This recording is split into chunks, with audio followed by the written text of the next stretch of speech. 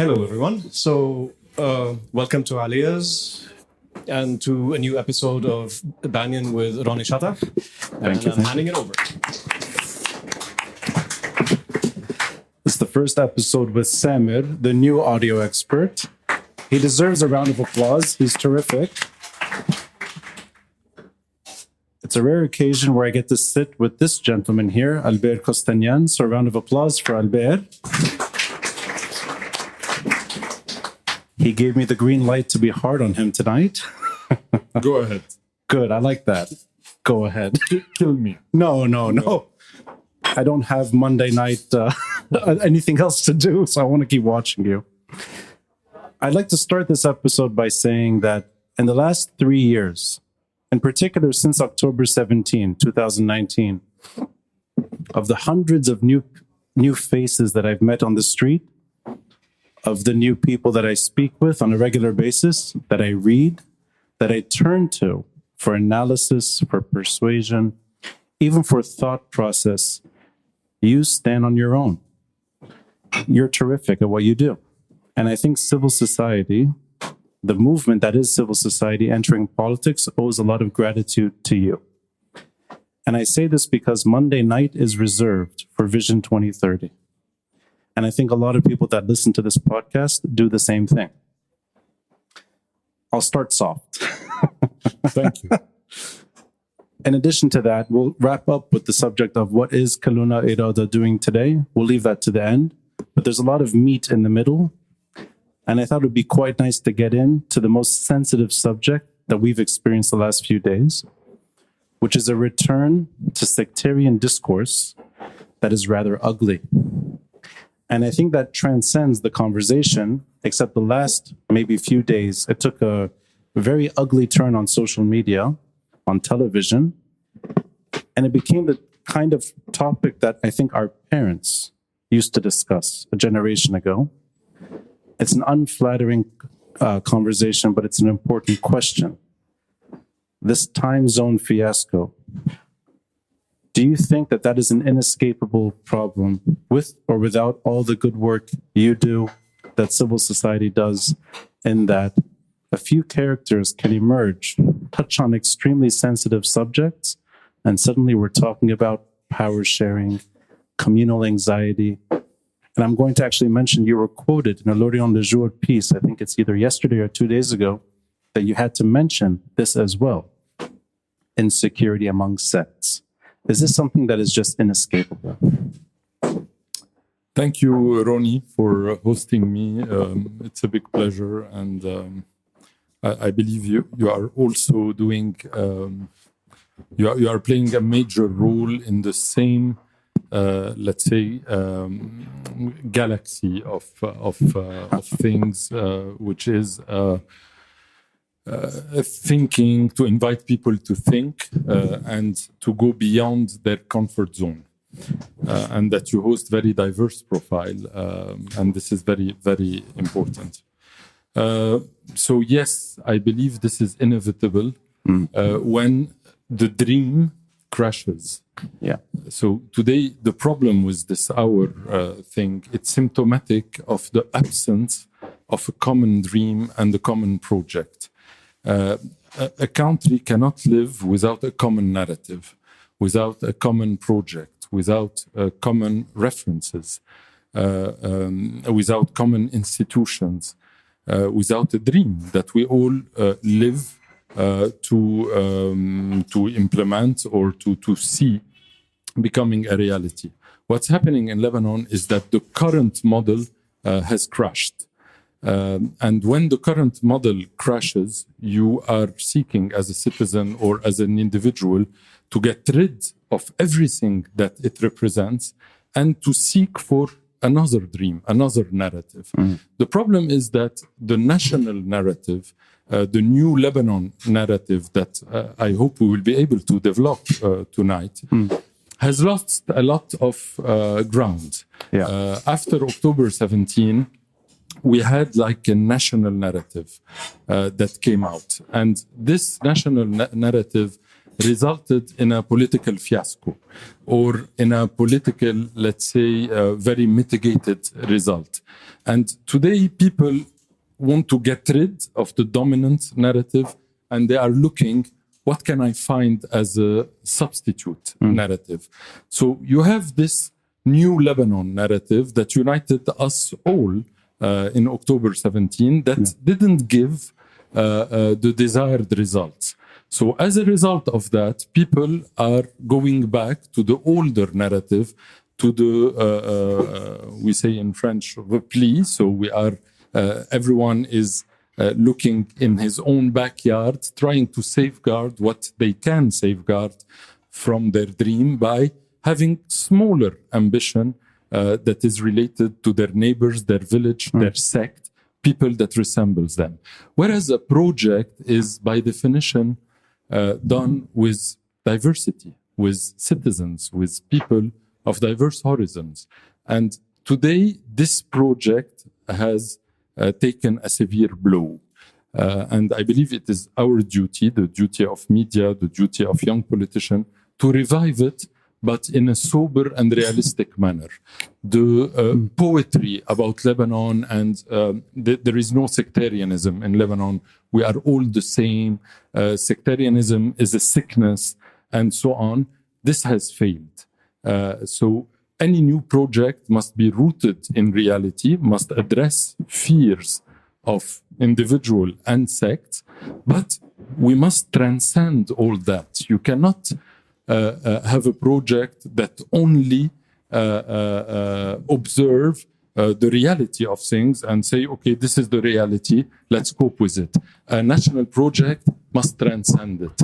And this needs to be written yet. I believe that this is not written or clearly defined. And this is what we are seeing today. What I liked about the way you commented in L'Orient le Jour, I'll sum it up, because it was actually quite a lengthy piece. There were 2 solid paragraphs, but that you were acknowledging that there is a certain insecurity felt among at least a plurality, if not more, of Christians in Lebanon, that they see their position or their role in politics as on the decline. That's not new either.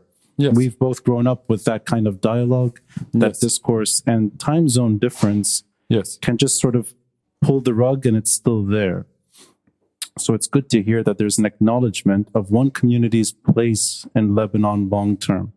But I'd like to pick your brain on the country we've grown up with and why something simple like the Senate never took hold. And I think about this on my own regularly. It's something that you can move from geopolitics, you can move maybe away from many regional issues, and that's a Lebanese issue mostly. Yes. Something that we don't have and we should have grown up with, which is Taif's third statement, a sectarian Senate. Can you best explain in your mind why it's not there? Yes, I'll answer maybe in 2 parts. The first part is what I said to L'Orient le Jour, but they took only extract of a longer talk.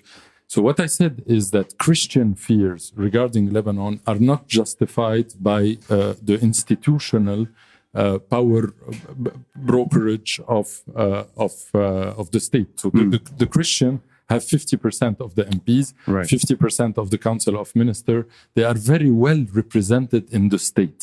So I don't believe this is the root cause of their fears. The root cause is that everyone, including the Christian, but any decent Sunni or Shia or Druze, any person with like civilizational aspiration to this country is looking around him or her and saying this country is going in a bad way. So we are losing the country. This country doesn't meet our aspirations anymore.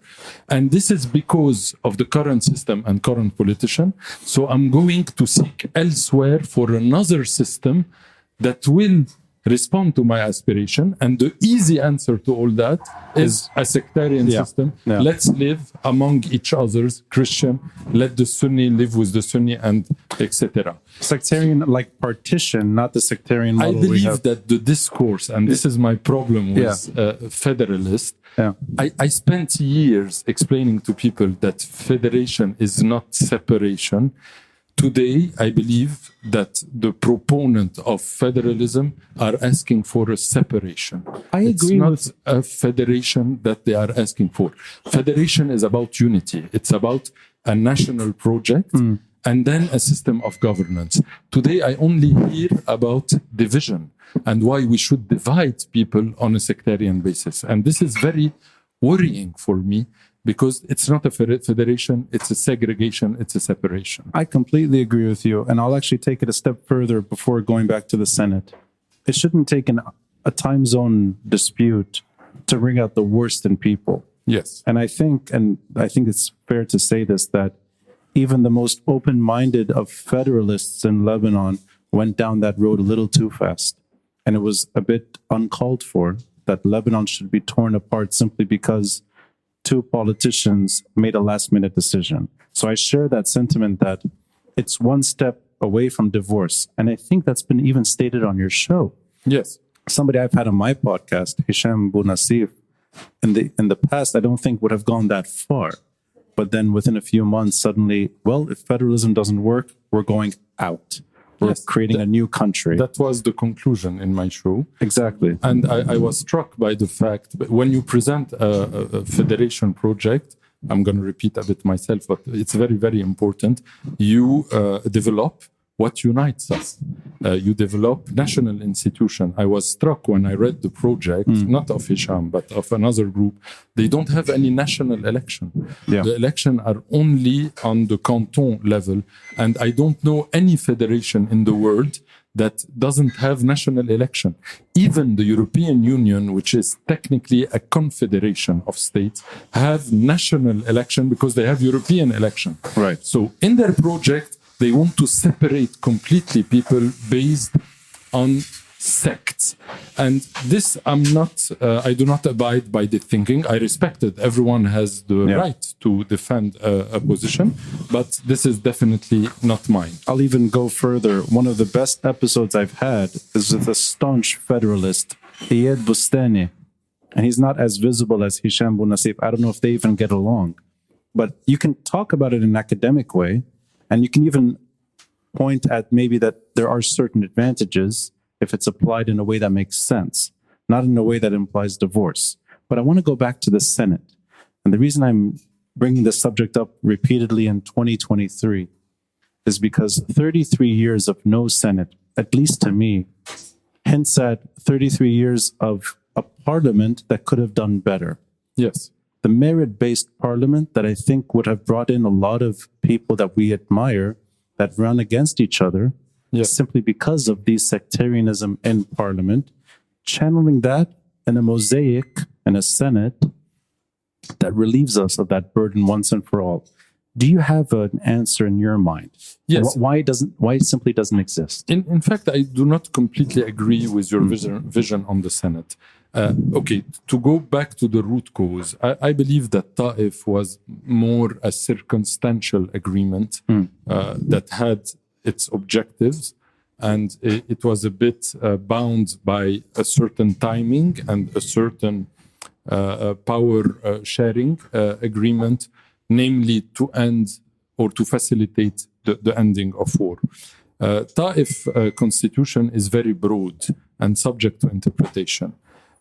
You have Article 95, which is about the transition to a more secular state.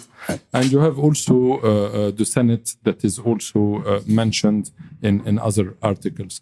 Okay, this is not really well defined. And I'll give you a scenario where the Senate could really endanger the Republic and lead to exactly the negative or an opposed objective than the one you are citing. Yeah. If you put all the powers in the hand of the Senate, because the article in Taif says that essential matters are ruled out by the Senate. What is essential matters? So time zone dispute is something maybe time zone dispute, but if the budget is an essential matter, education is an essential matter, healthcare is an essential matter, urban development, everything can be considered as an essential matter. It doesn't focus on sectarian matters that are, in other words, Not essential in terms of economy. No, it doesn't say that. It doesn't say that. It says essential matter. And if you go in a total sectarian spirit, I could argue that education could touch the rights of sects and urban development as well, and the state budget, etc.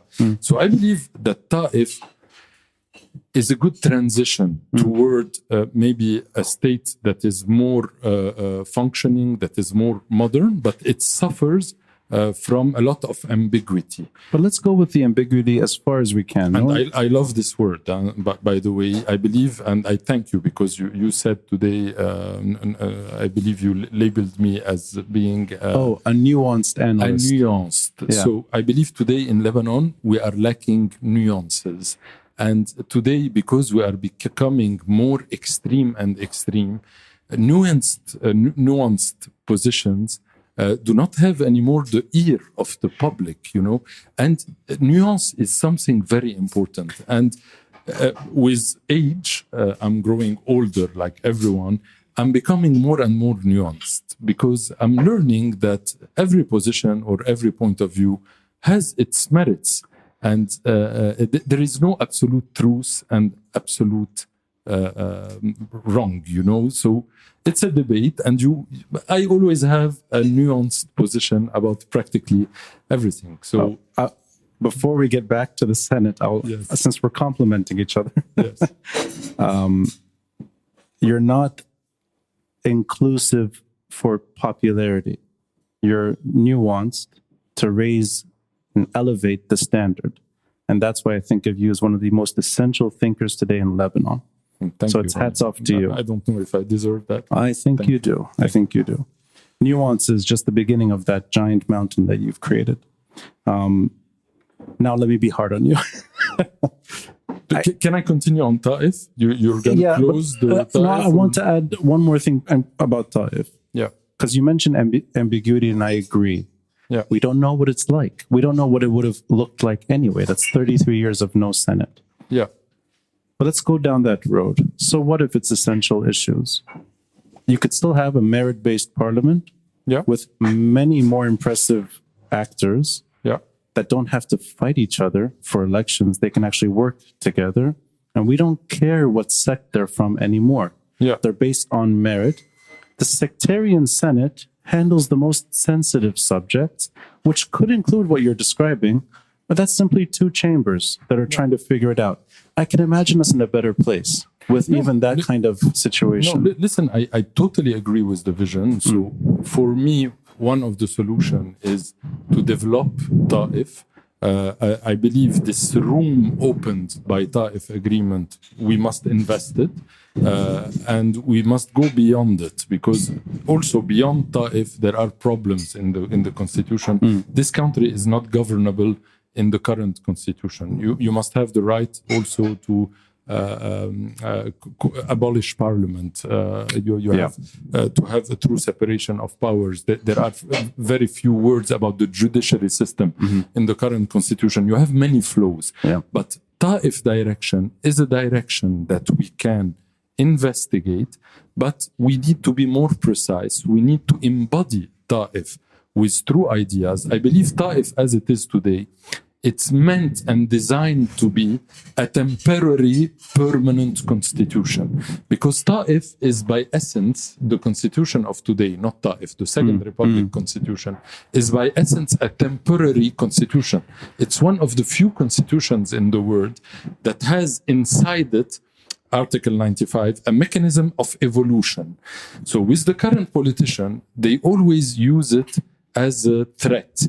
So they would say, okay, you are against me, we will abolish sectarianism. So Christians are afraid, Sunnis are afraid, Druze are afraid. And always the reaction is, okay, let's stay in the current power sharing agreement. So we must, thinkers, constitutionalists, political parties don't have a program to embody Taif. So what is this هيئة لإلغاء الطائفية?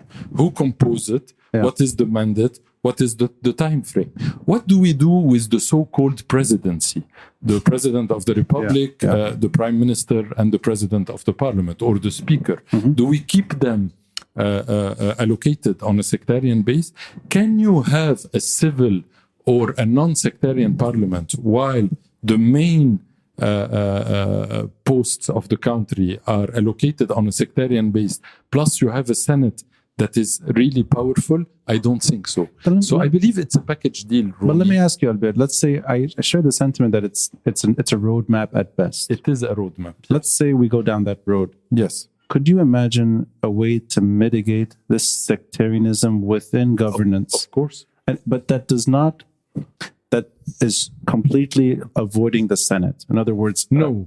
I am with the Senate. Okay. But I am with the Senate in a very restrictive sense. Okay.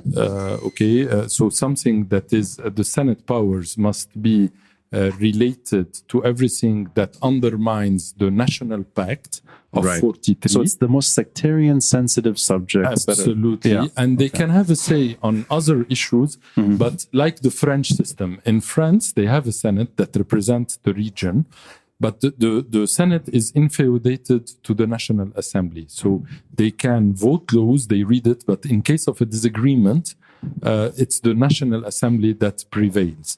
So we should do the same thing, except on really essential matters that are pertaining to the National Pact, where the Senate will prevail. I believe that in Lebanon, we should have an equilibrium between sectarianism and modern state. And this is the history of Lebanon. We are always navigating between al-milal, the Millet system, and the modern state, l'État-nation, since the 19th century. And I believe that we cannot go this way towards a pure sectarian system like the ethno-federation. And we cannot go also towards a pure secular state that will not recognize the sect's right to exist and the civil laws of the sects and so on, that is recognized today by articles of the Constitution. So it's an equilibrium that we must find, but we have to be precise, we have to define things, and Taif opened a way but isn't precise enough. So you've just outlined the broadest story of what reform means to Lebanon, because what you're actually channeling is the desire to reform the state. Yes. Not from something that's unrecognizable to something unrecognizable. No. Yes. Something that is maybe Ottoman in its history, but fits the 21st century better. Absolutely. That's reform to me. Absolutely. Do you think, and I'm asking you as a citizen, not as the chairman of a group, forget Kulluna Irada, I'm asking about your lens only, from your side. Do you think the reform-minded MPs, when they were campaigning, the ones that didn't make it in and the ones that made it in, do you think that they were not selling this message right? That there was this almost hesitation to not embrace sectarianism, but to explain it better? Because I felt that there was this reluctance to, almost a knee-jerk reaction to say secularism is all we need, will solve all our problems. I agree. So I believe, and I do not blame them, I believe that the change MPs and all the non-MPs, or I don't know what to call them, and Kulluna Irada, we were victim of a context. Also, we are always victim of a context. The context wanted to create a wave for change. So back at that time, it was enough to say, I am new, you are old, I am changed, you are not changed, so I am better than you, so people will vote for me. Yeah. And this is politics 101. And we saw that when they got elected and when the wave was beyond us, they were faced with real life problems. Right. And saying, I am a change MP, or I am new, you are old, doesn't solve the issue. So back then we tried to embody all that in a program that is precise enough to face or to propose something, because we need a project for a new Lebanese century. This country is practically 100 years old, Greater Lebanon. I believe that the country consolidated a lot. So I genuinely believe that we are Lebanese. We have a lot of ties, but also we have a multicultural society, which is very nice, and I want to preserve it. We have also individuals that are the summum. They are for me, at the top of the value ladder. It's the individuals. And those are crushed by the system. Yeah. The individual in Lebanon is crushed by the system. You are crushed by your sect. You are crushed by your state. So we must liberate the individual by having a modern system. And this was not the time back in these elections because change was sufficient. So why bother and define change? Why bother and define a project? Why bother and define an economical, political, constitutional, social project? Why bother and say how you're going to fight Hezbollah that is hijacking the state? I'm a change candidate. People are going to vote for me. This has changed. So today we are facing a test. We are facing something new in the coming years, where those people who are going to present themselves must go deep into the political program to convince reluctant people.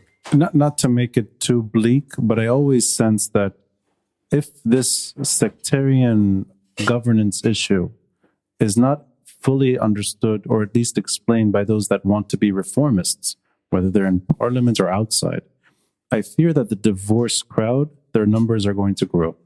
And their voices, it seems like, are not being quelled. They're actually legitimizing themselves. Yes. And I don't want that to be the end of the story, that it just simply ends up as a partition state. It doesn't even have to be full divorce, but it could be something that ruins the cosmopolitanism I think that you're channeling through.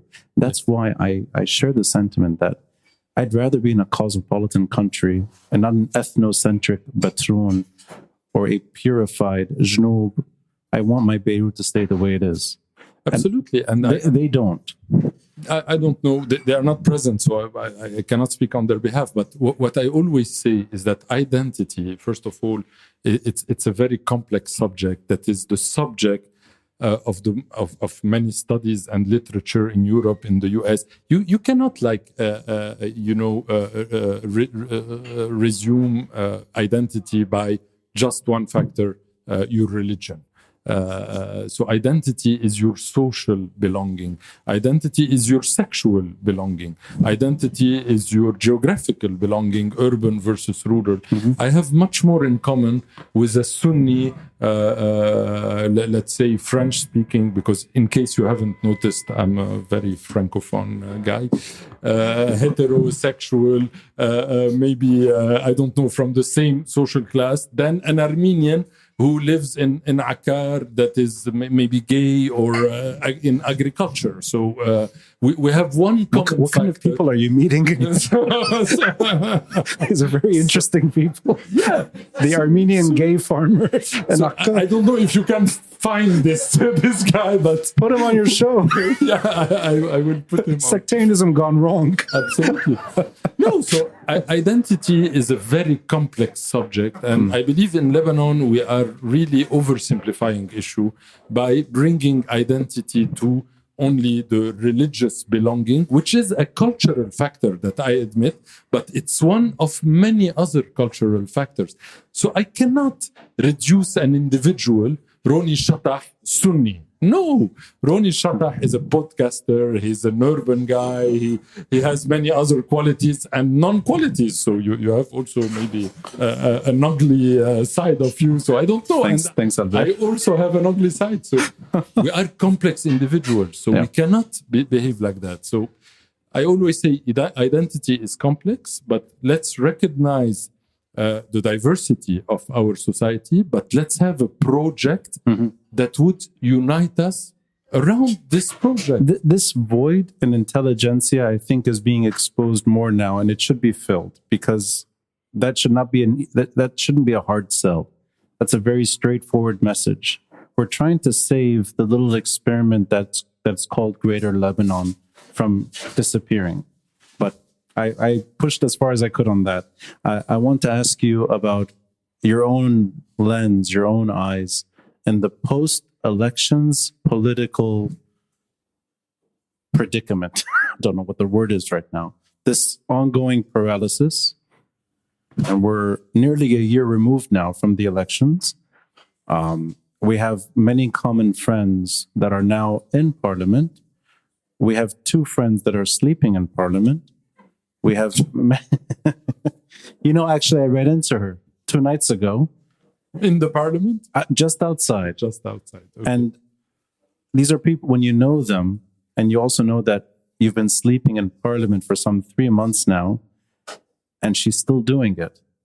In a way, that is quite remarkable that there's somebody that committed to one idea, but it doesn't bode well for Lebanon. And looking at what is going to be, I think, perhaps not before summer, that we have a hint of who'll be the next president. Things are in a terrible state of affairs. Do you personally feel disappointed in the political movement that was October 17 entering politics? Without casting blame, without making it, not honing in on the negative, more that on October 17 versus May 15 last year and versus right now, do you feel disheartened to the point that some things are just beyond your control and Lebanon is not in a good place and it won't be anytime soon? Honestly, not really. Not really. I believe it's not a question of disappointed or not. It's a matter of where do you set expectations. I've never set expectations that were beyond the result that we are in today. Quantitatively and qualitatively.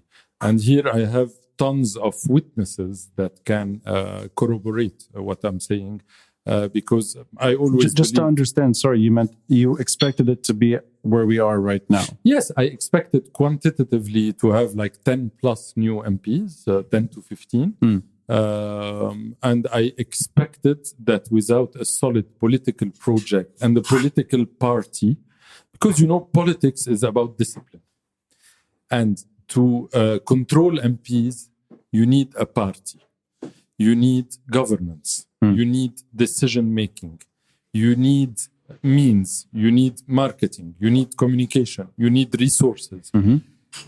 A bunch of individuals, even if they are very well good intentioned, cannot change a country. You need a structure.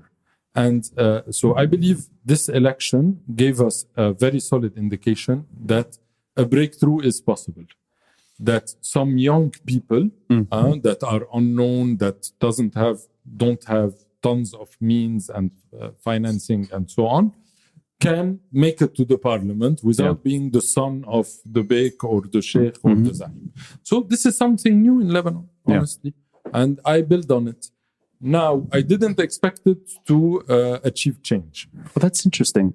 From the beginning. From the beginning. And we were, or I was, and Kulluna Irada was quite clear on that. Without a solid program, without a solid governance, a solid coalition, etc., you cannot be structured. You are facing Nabih Berri, you are facing Hezbollah, you are facing people that have been there for 40 years, that have a mastery of the game. So a bunch of new faces cannot turn the tide, and they will, of course, fall into traps. So I believe that now we need to go into another phase. Now we need, I believe that those MPs or everything that is related to change, maybe, and here I'll be very honest, in order not to be like politically correct, maybe they must split in 2 parties, because they are not in agreement over everything. They are not in agreement over everything, except that they are change makers. So, but when you go beyond that, you see that change is not the same notion for an MP and another. So if they are able to have a unified vision, and I doubt, they should form a solid party with a governance, with a decision-making. This is how things work, Ronnie.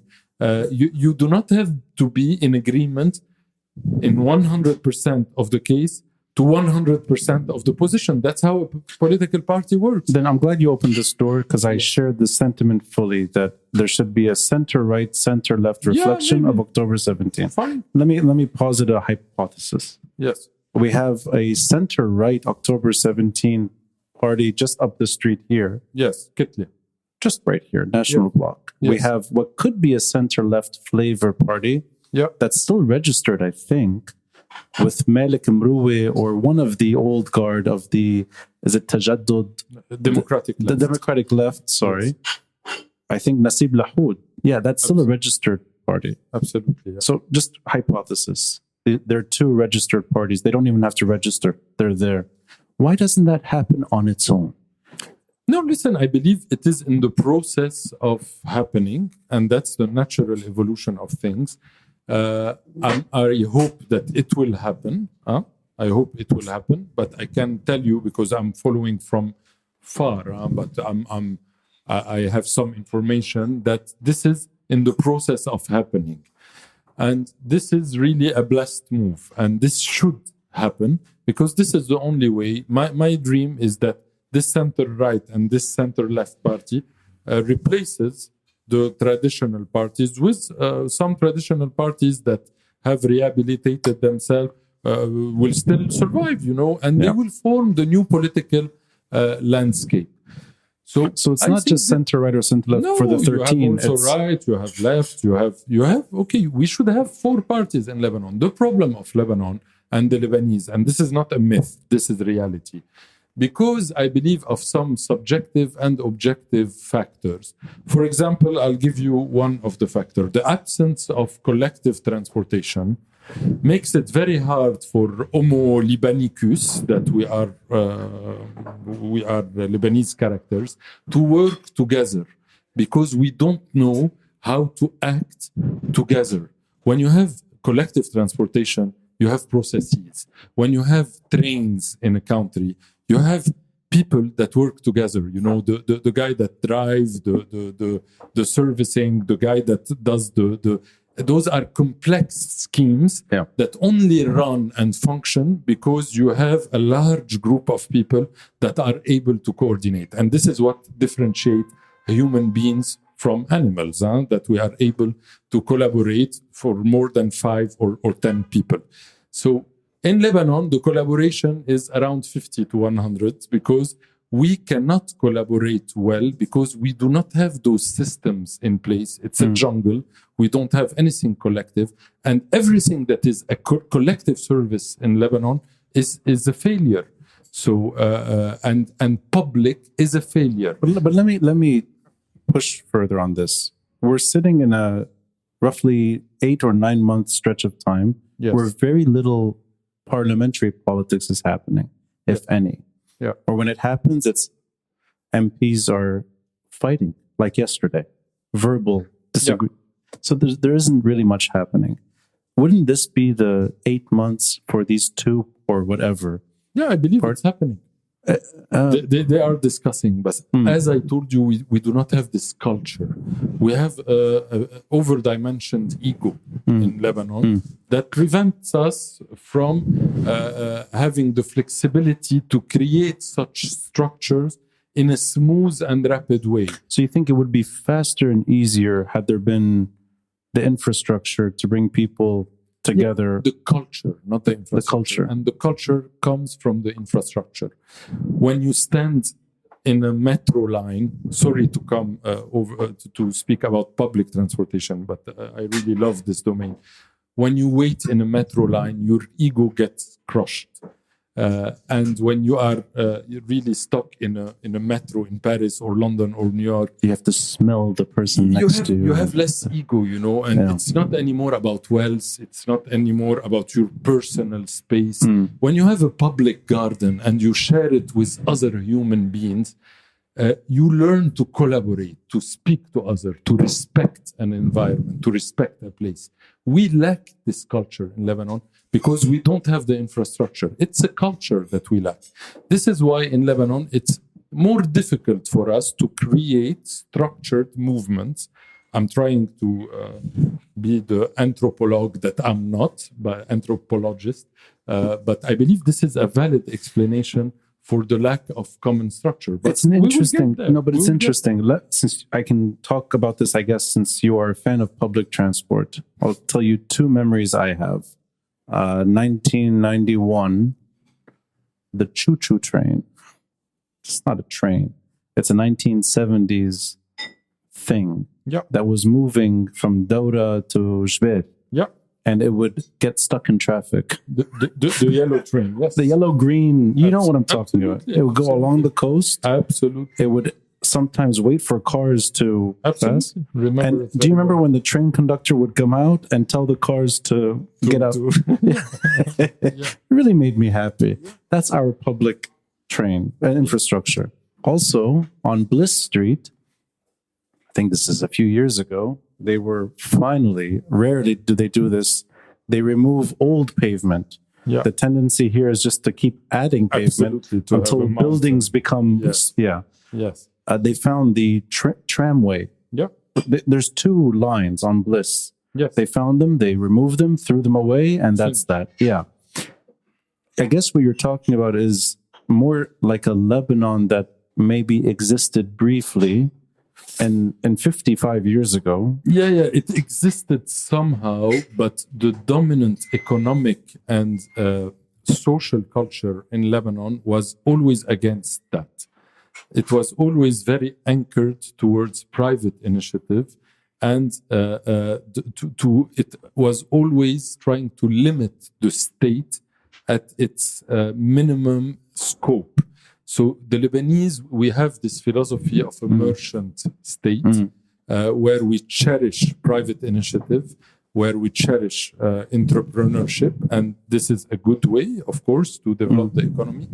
But we are very much against regulation. I believe that a true capitalism and a true liberal model cannot develop without regulations, So it's without not the intervention of the state. There's no nostalgia here then for what did work 60 years ago. It's not that Lebanon. No, I believe this Lebanon is still in our minds. Okay, yeah. We had maybe a glimpse of it at some point with the French created institutions, because this is very much a French way of seeing things.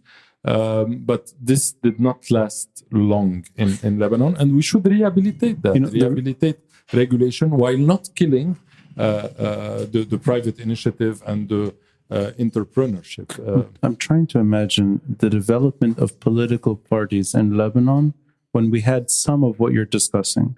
It would be totally different. They're the same parties. Yes. I mean, Kataib is Kataib, whether there's a train or no train. Yes. Yeah, so that kind of... But the narrative of those parties would have shifted in a normal state, and this is not as we always lived in an abnormal state. I don't blame them, but toward public policies. And here I'll jump to something I always hear, and I always say it in interviews. Politician and senior politician quite often say to me in private circles or on TV, let's separate politics from economy. When I hear that, I feel like I want to kill them, because this means that those people didn't understand anything. But economy is politics. This is called political economy. Do you kick them under the table on LBC? No, I don't. I have a big rage inside me that I contain very well. So economy is about politics. Everything is political. This is politics. And you don't have, also we have another thing that is quite funny in Lebanon, especially in recent time.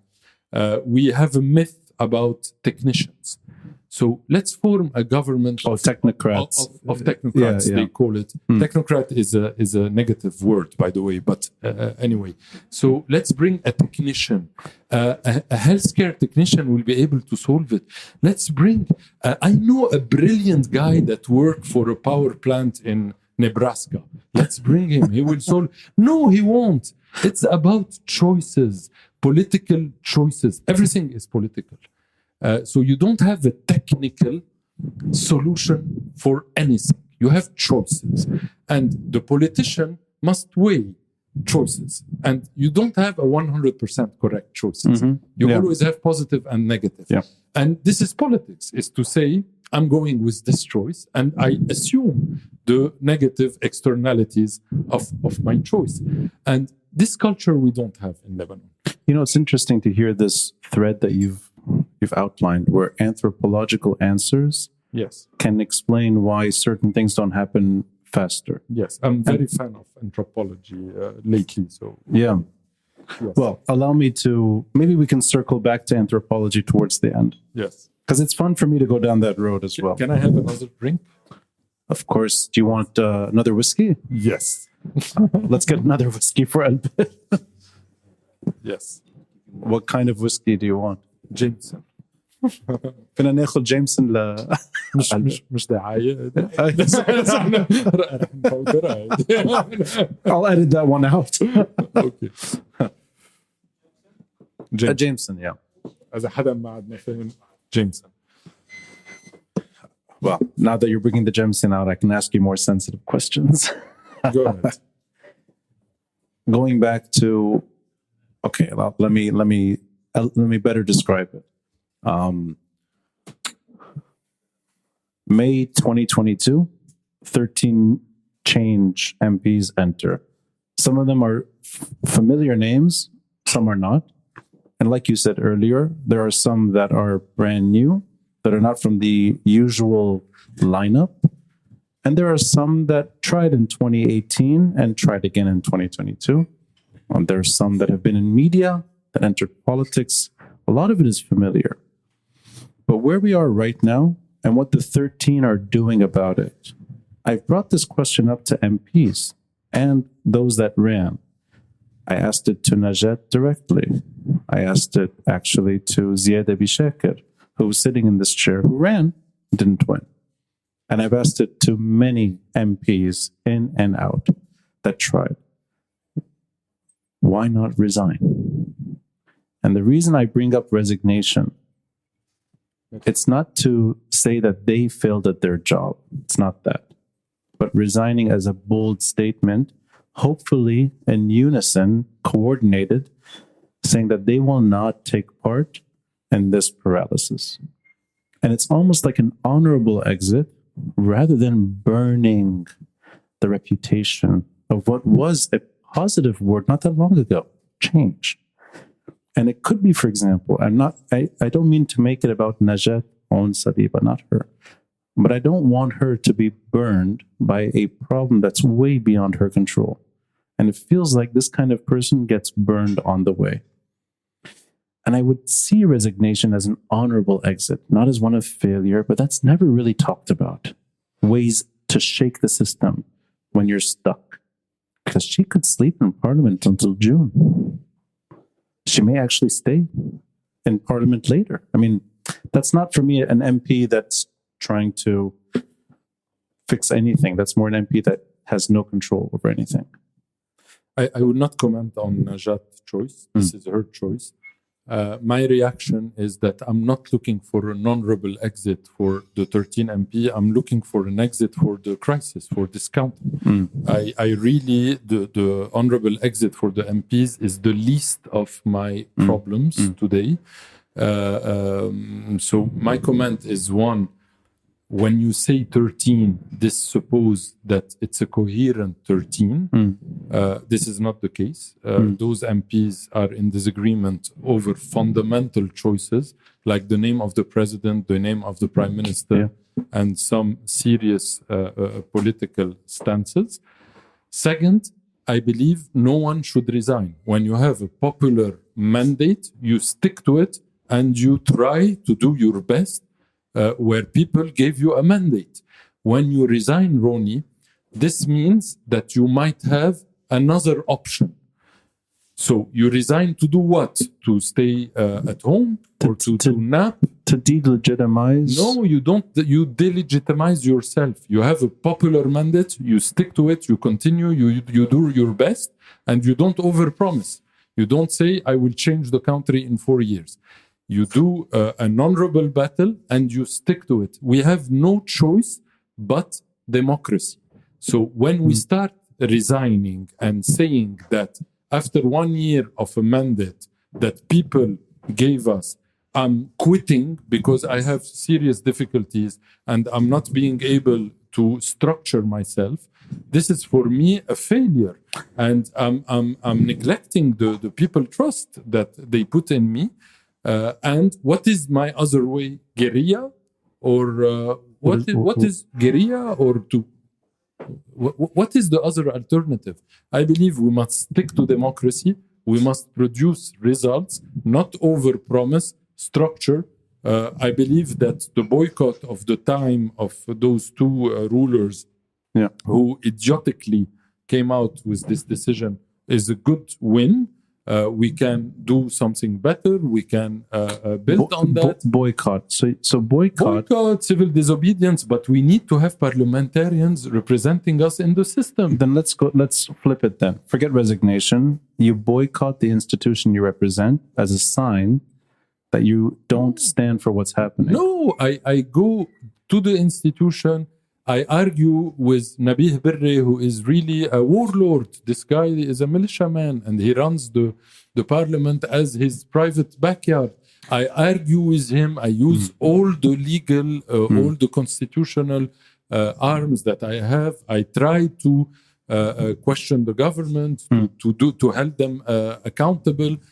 That's the way you can do. A parliamentarian has huge powers, Roni. He can summon any minister. He can ask for accounts. This is a huge tool. So let me ask it better. I think it's my fault for not asking it the right way. That's what they've been trying to do the last 8 months. Okay. Depending who it is and what the subject is, you have variations of that too. But we are exactly where we are, with or without that escalation.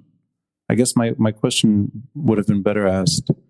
What could they do beyond what you're describing, which I think is what they're trying to do? And no, today the problem is that they are not 13. Today they are 1 plus 2 plus 1 plus 2 plus 1 or plus 3 and blah, blah, blah.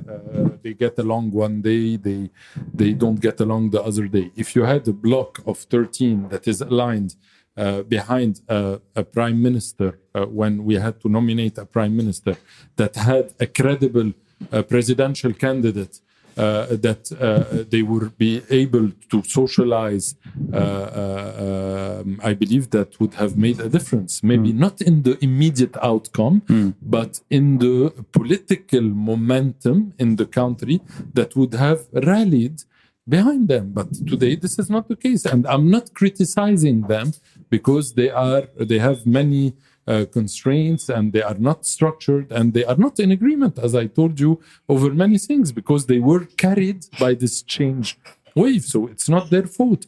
But for the future, it's very worrying to believe that the parliamentarian and democratic way, because what you are saying could be summed by democracy doesn't lead to anything.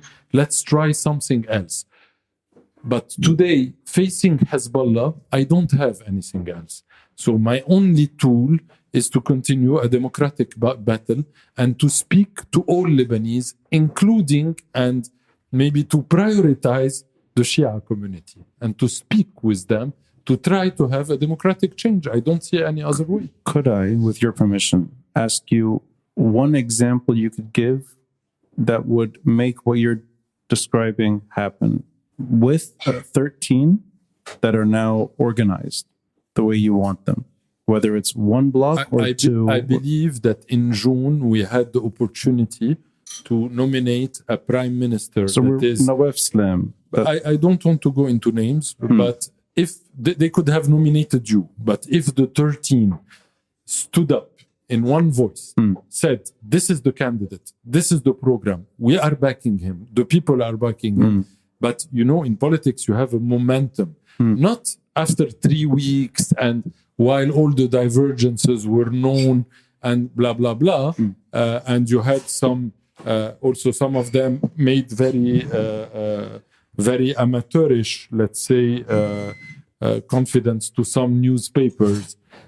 So I believe that we could have imposed an agenda, because I know for a fact that some of the other parties were looking for a candidate and they wanted an initiative led by the reform, because we had a wave, we had a significant win. And they waited for it, and then they said those people are not coherent, they are not structured, so okay, politics will continue as usual. For the vice president of the parliament, it's the same. For a presidential candidate, it's the same. I love Isam Khalifa as a man, as a thinker, as an academician, but he is not a presidential candidate. I'm sorry. If we want to do folklore, let's do a folkloric party in a village and put hats and far'eh. But we cannot do folklore in the parliament. We must be serious. This is a serious. There is the destiny of the country. Let me limit it to those 3 examples because they're the right ones. 13 that could have embraced Nawaf Salam and given him a better chance, but Nawaf Salam still would not have been prime minister. I don't. I'm not a magician, and maybe if a fortune teller, if he would have failed to become prime minister, but I'm not sure of that, you would have had a coherent bloc demand against someone who is opposing, and this someone who is opposing, which is the usual suspects, would have assumed the full liability of having a Najib Miati or any other candidate. This did not happen, Roni. I agree. And this is important. Even on economic issue, creating a front to ask for the IMF, to ask for the reforms, is something very important. Some of those MPs released like communiques that were totally against IMF demands, namely related to deposits. So once again, I do not blame them, and I do not accept that people blame them, because it's the beginning of a start. I'm trying to remain positive, but also to be realistic and to criticize where we must criticize, to build on the failure and to improve. The 13 nominate either Nawaf Salam or somebody like him. Yes. That may get in, but may not. Yes. The 13 stand in unison and do not let Ilyas Bousab or anyone like him survive as a vice president. Yes. And the 13, this is where I'm coming to, get over themselves. Don't know if the audience would agree with this, and say that Ba'abda requires numbers, and they go with the most likely of candidates. Sorry. Yes. So I know not everyone will agree with this. I don't necessarily agree with it, but Michel Mawad, because they will then symbolically say they can do politics too with the opposition. That didn't happen either. Okay, this I really don't want to go into that, because maybe some of them have serious reservation about Michel Mawad. Some of them don't have. This is their choice, not mine. What is important for me is a coherent and justified stance. So to say I don't want Michel Mawad because of A, B, and C, but instead of Michel Mawad, I'm proposing a viable candidate, not folklore, that could rally the opposition. So I don't want to be behind the Taif and the LF and Michel Mawad. I'm proposing an alternative that could rally the Taif, the LF, and Michel Mawad. And Michel Mawad has behaved in a very gentlemanish fashion in his presidential, let's say, absolutely. bid. He always said, if there is someone more likely to be elected than me, I'll step down. So they should build on that. And it's 13 that should offer somebody like Michel Mawad to the opposition. You should take the initiative. So this is where I'm kind of trying to get to, which is, do you think that there's a case to be made that an alliance with the opposition is a prerequisite to getting anything done today? Whether they're a 13 in unison or 13 individuals that are trying to find their way? Yes or no, because I believe something to be done today is a bit elastic and vague as a stance, because you can achieve results without achieving results. So what I mean by that is that you can gain political currency and you can mobilize people, not necessarily by imposing a law or a decision to the others. So I would say, yes, you must either behave realistically and cooperate, or take the leadership and try to force the other to come to your camp and to get things done, even though you might not succeed. But we say in Arabic, "Dini mawaf." So you take a stance, but that is realistic, not folkloric. So if I could sum up your disappointment, it's that organization did not happen the way that is conducive to politics. Yes.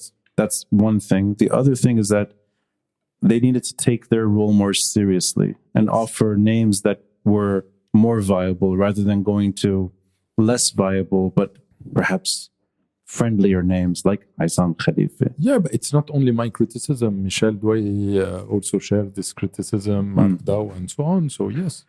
Michel Douay, he voted for Salah Hnain. Yes. Who's as unviable in terms of numbers. I will not get into names because I'm not in a position to vote for them. So I believe a good candidate is an ethical candidate, a candidate that has the capacity to run the state, a candidate that is clearly sidelined with sovereignty and who is mumania to Hezbollah, without being aggressive, because you cannot get an aggressive candidate elected today, but someone who you trust to rehabilitate the state and to install a positive dynamics in the country. So I believe that Salah Hnain fits the profile, but you have also many others. I'll take it to the port blast and the stalled investigation and the frustration we all know. Tariq Bitar, for the better part of the last maybe year and a half, went to his office one day and we saw what happened. And even among the 13, there seems to be hesitation, even until now, at fully embracing the fact that this cannot happen here. Tariq Bitar alone cannot hold these criminals to account. And they're still reluctant to openly call for an international investigation. Mind you, this is nearly 3 years now since the blast happened. I want to pick your brain on this. And when you gave me the green light to be a bit hard tonight, this is where I want it to be hard. I sense from the wider story, civil society's full embrace of politics, that nothing was learned from the special tribunal.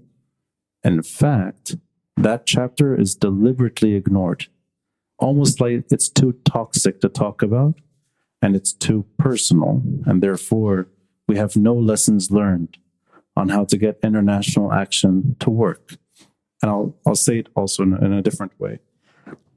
This kind of international action requires much more diplomatic engagement, requires lobbying at the Security Council to get something as watered down as the Special Tribunal for Lebanon. The port blast, we're looking at, you tell me if I'm wrong, a statement 2 weeks ago at the Human Rights Council for countries to ask Lebanon to do its job better. And now betting that in June, maybe in June, we can get a bolder statement. That'll be really close to 3 years after the blast. So all of this is to ask you, do you think we missed our chance? That this investigation is simply not going to happen? Yes. You can say that comfortably? Yes, with a lot of sorrow. Yeah. Because even the Human Rights Council in Geneva, I don't believe, and Kulluna Irada was one of the actors that lobbied a lot to take it to the human to this institution in Geneva. I believe this institution will reach a dead end. It's not within its scope to conduct an international investigation. I believe there was an international also weird non-commitment or willingness to keep it local because everyone was embarrassed for I don't know what reason. And locally, we missed a great chance of, because I understand when people tell me we will never have justice in this country unless we rehabilitate the local justice, the Lebanese justice. I understand, I respect, And I am also of this opinion. Yeah. But in this case, I don't want to use this case to rehabilitate justice. I want justice for this case. It's too big, like we say about some big banks. It's too big to fail. August 4th is a huge thing. And I believe that we missed a big opportunity. We should have mobilized very aggressively to call for an international probe and international tribunal. This requires a demand from the government. Exactly. So this is where my question is. Is that the example that was too quickly thrown away? Yes, it was too quickly thrown away because we had international pressure. I remember that Macron came to Lebanon. We had a whole folklore about all that. We were too, let's say, soft to mobilize and to ask for precise things. For me, we should, the international investigation is the only way to know something documented, substantiated. And by the way, I followed very closely the international or the special tribunal for Lebanon. I read everything that came out of it. I believe this is a big case in Lebanon of disinformation because I believe Hezbollah have done a great job of decredibilizing this institution. Absolutely. And of preempting the final verdict by really a very staged and planned communication campaign against the STL. Yeah. And when the verdict came, that was very, very substantiated and so based on hard evidence, no one cared about that. Right. So yes, I can say very clearly because it's substantiated. I was very criticized when Luqman Slim was killed. I did a show. I believe the same day or the day after. You had Hezbollah. I had someone very close to Hezbollah. Yeah, I remember. And I refuse until now to accuse Hezbollah. Even though maybe my convictions are different, but I'm not a court of justice. And I believe when you substitute yourself to a court of justice, this is the popular justice. And this is very scary for me. So I refuse. But for the killing of Rafi al-Hariri, I can say that Hezbollah killed Rafi al-Hariri because this is substantiated. And I believe that this verdict didn't resonate the way it should have. We have today a political group that killed a prime minister in Lebanon, and this is like that. And this political group is in the parliament today and is in the government and behaves in a very arrogant manner. And there is no one to say to them that you are killers because you killed a prime minister. And this is proven by a court. It's not a personal judgment. With the very straightforward tone you just delivered, to a podcaster and an audience, you can hear the silence. Have you been able to sell that message as somebody who represents, what in my opinion, a very credible group that represents reform and change, positive change? Have you been able to sell that message, whether it's to diplomats that don't know better or to MPs that are missing the point entirely? Because what you just said is exactly the way I feel, but I've never heard it outlined in such a straightforward way. I think many more people could hear what you just said and why we're not having an investigation into the port blast. You just summed it up. Is this something that, is it one of communication that we didn't explain it? No, yes, Kulluna Irada is a group that totally is in line with what I said. So, but today, unfortunately, Roni, this is not a subject. Today, and we are not a political party. So Kulluna Irada is not here to revive subjects or to... No, I'm talking about the port blast. The lack of investigation into the port blast. Yeah. We were very, very adamant to have an international investigation. We were very pushy towards this sense, but discreetly, of course, with the victims and with the parent of the victims. Yes, some of them are convinced, some are not. So we are still pushing in that sense. The Geneva thing is a first milestone. Hopefully there will be others. So I refuse to abandon this cause because this is a very important cause. But I must be honest, I will not bullshit you today and tell you, yes, we are winning and this is tomorrow. No, I don't feel a big momentum behind that. But you have a lot of people who thinks the way I think. So yes, hopefully someday we will get it done. So I will ask you one more question, then we'll have a small break, and there will be a Q&A. And maybe in the Q&A, the questions can be more economics focused, since we didn't really get into economics that much. Which is my domain. Which is the other is. I should have actually defined you better at the beginning. You are an economist. Yes. Yeah, so I should have, but you're more than that, I think. Going back to anthropology and what you do on LBC, this is my understanding of your role as a media figure. You've improved the discourse. You've made it easier for an audience that cares about this country to understand its problems better. And now it's what? But for the better part of 2 years that the show's been on? Yeah, more than that. More than 2 years. Yeah. In at least 2.5 years, if my memory is right. March 2019. Oh, 3 years today. Yes. Hey. Yeah. Yes. Mabruk. Yeah. We both forgot it's March. 4 years. 4 years? Yes. Oh, wow. Yes. That's a paralyzed country. 2 years is 4 years, and Absolutely. 8 years is... Absolutely. In the last 50 years that you've been on LBC... in these 4 years, and I think it really, October 17 is really what makes this show special, is that you were able to offer a platform to all the voices that were not given their chance. I had them on my podcast, and then they were calling me, trying to get ready for your show. And now some of them are superstars. They're experts in what they do. Many have left the country too. True.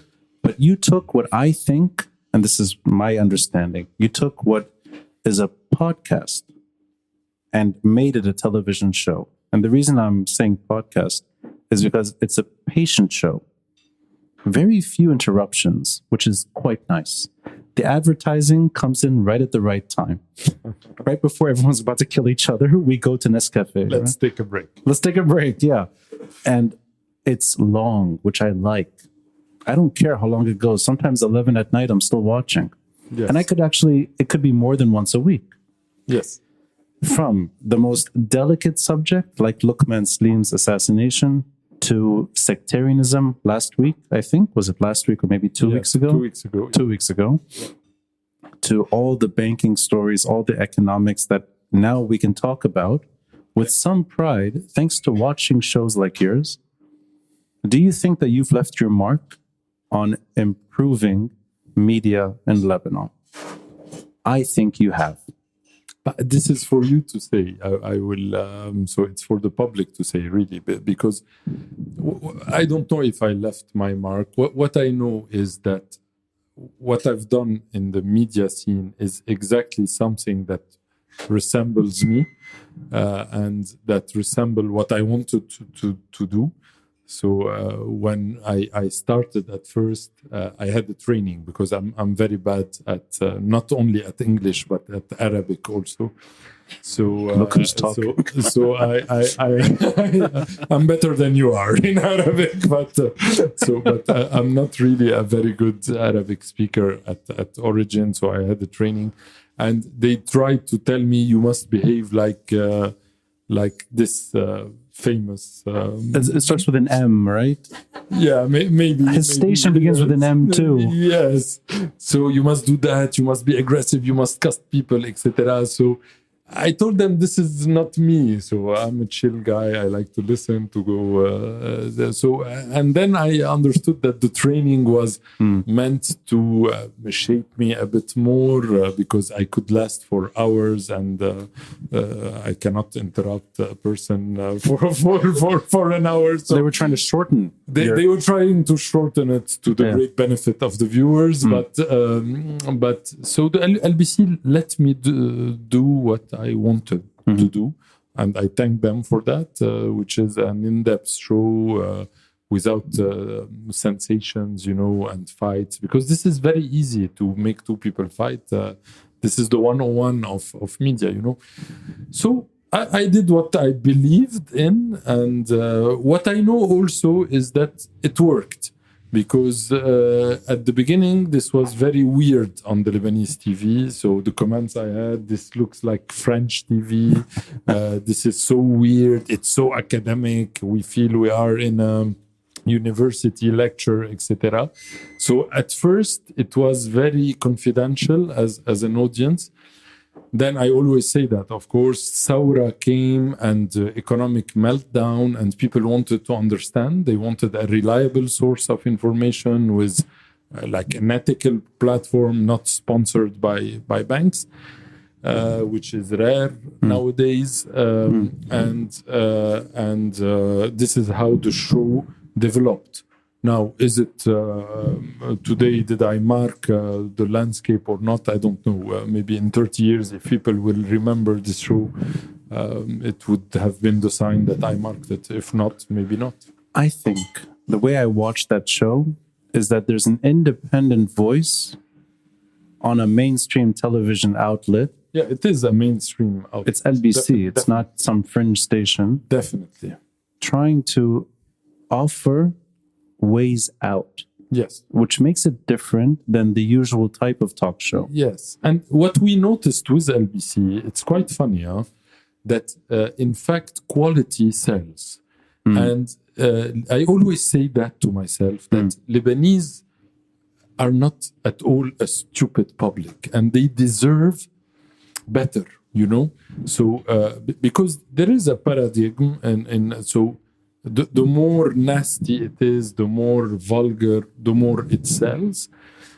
But I believe Lebanese are quite educated. Lebanese read the press, they are quite informed, etc. So there is a demand for quality in Lebanon. And this is something very satisfactory. It's my show or another show. It's not the problem. So quality must be always the mission. I believe that television has an educational and the cultural role, because going low in the scale of value, and it is very easy, Ronnie. Yeah. You can put a porn movie and everyone will watch it. Maybe not now because you have alternative platform, but this is very easy. That should be a poll. Would you rather watch a porn movie or 2030? I'll win. You think you'd win? or a porn movie with 2030. Well, I don't know. Select your guests accordingly. Yes. There is a demand for quality, and maybe it has marked the landscape somehow. I don't know. There was a moment where, and this could be the better part of a year, where the emphasis was on guests that were not seen on TV. True. A lot of them are experts that live on Twitter, or they have some background that's more academic. True. And it's funny because you could tell that they'd never been on television. True.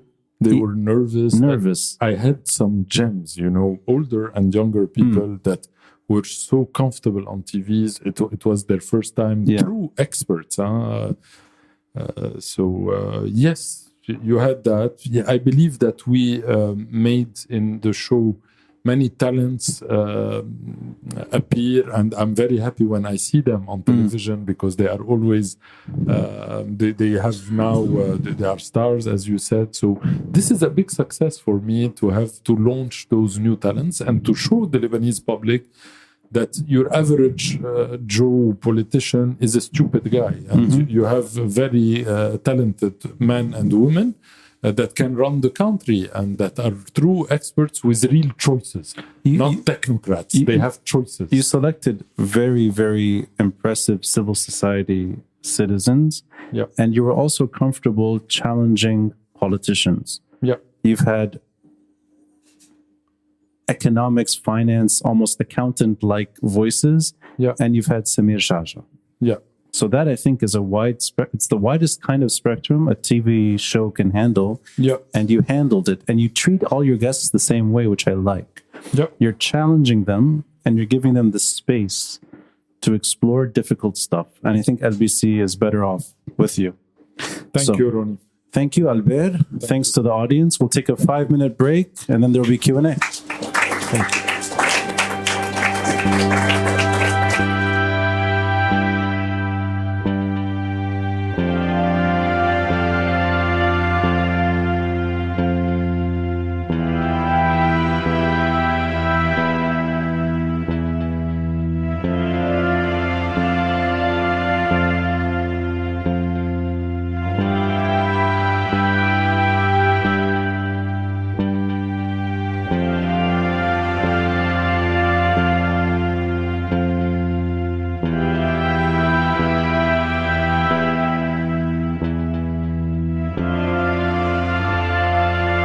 So guys, just to see if there's any questions from the start, the gentleman in the front, we'll get you the microphone.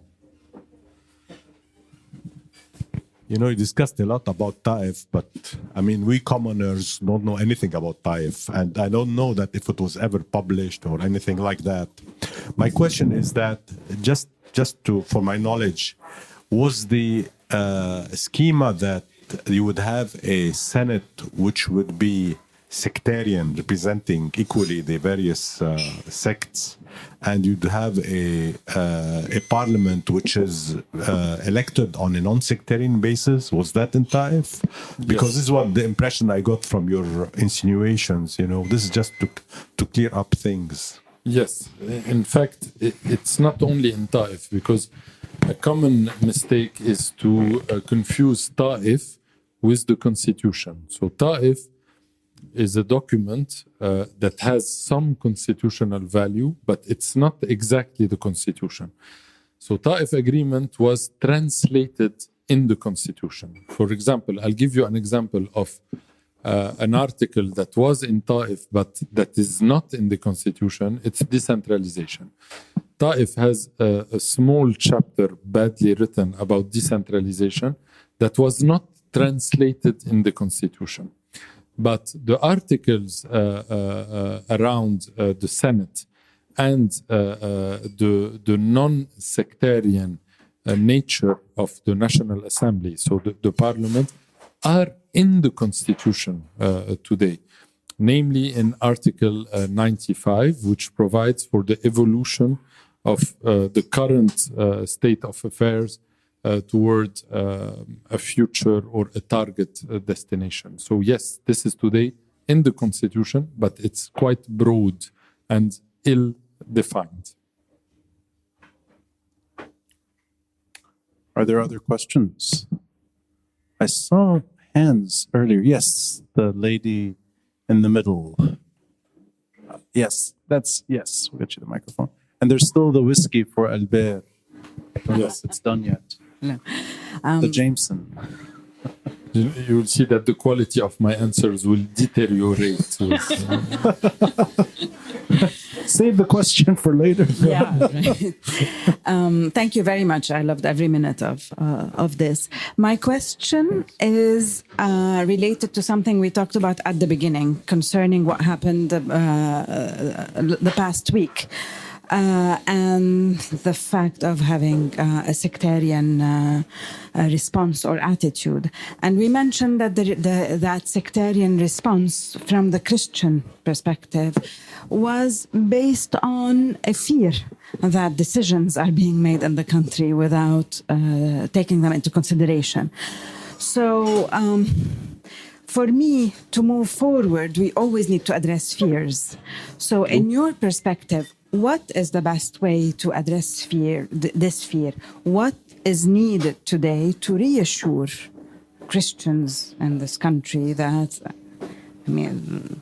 This is, by the way, it's really an excellent question. So, yes, I fully agree that we must address fears and not neglect fear. Where I disagree is that the fear is not only related to the Christian community. Every, I believe, sound Lebanese has fears today. So we must address that. Where we begin with, I believe that we must turn this chaos into a creative chaos and the willingness to create a state. We all feel today that we live in a jungle, and the jungle boosts fears because jungle equals self-protection, equals turning to the immediate environment to protect the individual, the family, and the close relative. So we must definitely rehabilitate the notion of state. For me, the question of Hezbollah is essential. I believe many of the fears that are in the country are directly linked to the question of Hezbollah, who is hijacking a major part of the political decision in the country. So without addressing that, and Hezbollah is by essence sectarian, so of course other sects will feel undermined by the superiority of one political party that claims to represent a sect. So we must address the Hezbollah issue primarily. Second, to reassess the willingness of building a state together. Third, to lay the foundation of which governance system, how this state will be modern, but at the same time will acknowledge the diversity and the different culture. Because a modern state doesn't mean abolishing completely sectarianism and the recognition of sects. This is a very French-based view that does not apply in Lebanon. So yes, I believe it's a very long road, it's a difficult road, but this is doable and this is our duty. And when I talk about a vision, a political program, this is exactly what I mean. The gentleman standing. Yeah, hi. Just listening to your analysis and what you just said, is there a light at the end of this tunnel? Is Lebanon going to stay? Is something's going to happen? What do you think? Is it going to happen during our lifetime or, should we leave? What do you say? But the tricky question to to answer. How old are you?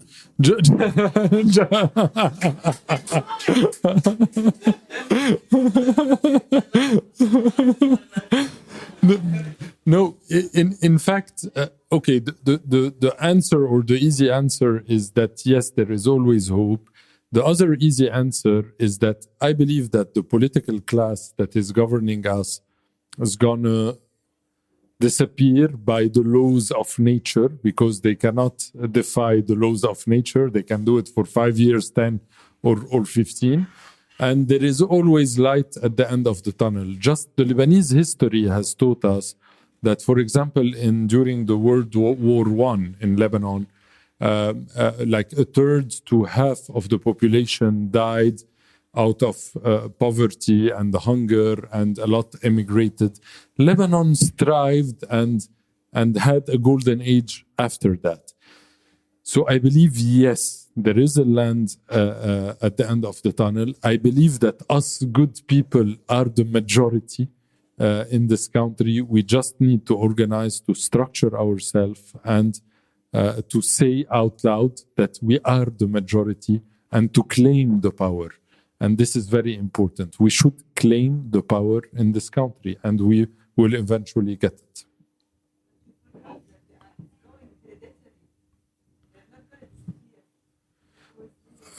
Not all of them. Not all of them have heirs, and the heirs are different than the fathers. So it signals a change. So. No, I believe change is inevitable. It's inevitable. And people have voiced their refusal of this system. But I believe, very honestly, and this is something maybe counterintuitive, but it comes maybe from my economic background. Offer creates the demand. It's not demand that creates the offer. In economy, there is a golden rule. Offer creates the demands. So it's up to us to come out with a credible offer to the people so they will stick to it and coalesce around it. And until now, I've seen premises, I've seen very good intention, I've seen very good discourses, but at the individual level, I still didn't see a very coherent political offer that has a national base, that is structured enough, that is deep enough, that is charismatic enough to be able to do a real change. And this is a challenge, maybe not for you, not for me, for the younger generations, to create parties, to create offers, to join existing parties. This country is too beautiful to die. It's too unique. So I strongly believe in that. Are there any questions that are economics focused? I didn't. Who said yeah? Oh, well, so was yours economics as well? Yeah, let's start with you actually, and then we can go across. I'm going to ask the question in Arabic to better formulate it if possible. وقت مصرف لبنان غير الاوفيشال ريت بأول فبراير وزاد هيدا السمول لاين لون تو بابليك سيكتور 16 مليار يلي ما أخذ التغطية أبدا بالأعلام. بس حابب أعرف رأيك بالموضوع، ليش بس غيرها على 15,000 وشو خلفياتها مزبوط؟ ما حدا قدر فسرها بطريقة علمية. يس. مصرف لبنان هو كناية عن قرطة دكانجية، وهون عم بهين الدكان، لأنه can I reply in Arabic؟ أكيد تفضل. yes.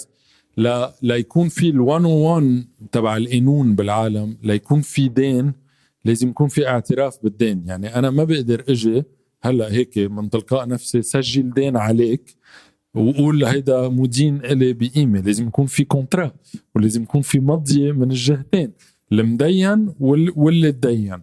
بقى هيدي مثل كتير قصص عم بتصير بلبنان. It's really unprecedented.